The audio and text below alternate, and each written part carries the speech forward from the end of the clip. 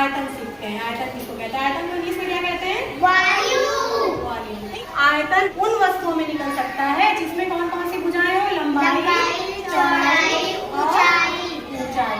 मतलब 3D वस्तुएं जो होती है उनका आयतन निकल सकता है।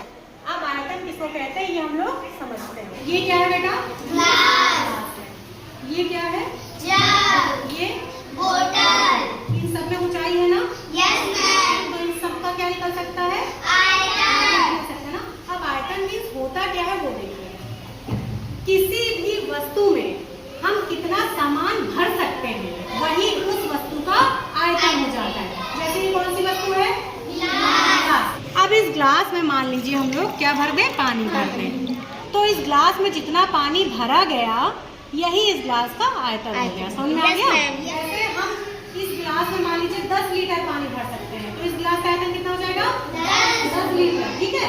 अब ये मान लीजिए जग है। अब हम इस जग में कितना पानी भर सकते हैं वही इस जग का आयतन हो जाएगा। समझ में आ रहा है?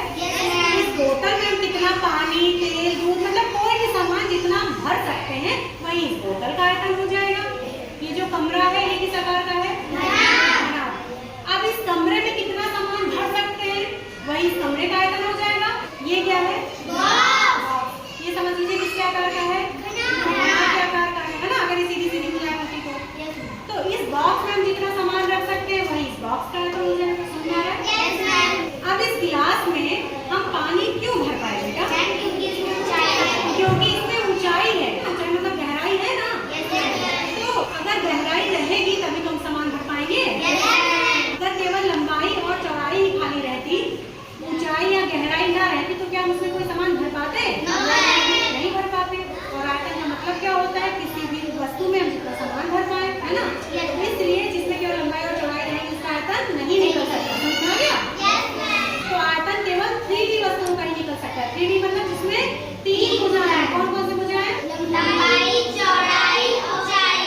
अब एक बात बताइए, इस गिलास का आयतन ज्यादा है कि इस जग का आयतन ज्यादा है? जग का आयतन ज्यादा है। क्यों? क्योंकि इस जग में हम ज्यादा पानी भर सकते हैं, ज्यादा दूध भर सकते हैं, ज्यादा तेल भर सकते हैं, है ना। अभी जो हम लोगों ने 2D आकृतियां पढ़ा, 2D आकृतियां जैसे त्रिभुज, चतुर्भुज, पंचभुज, तो इस तरह की जो भी आकृतियां थी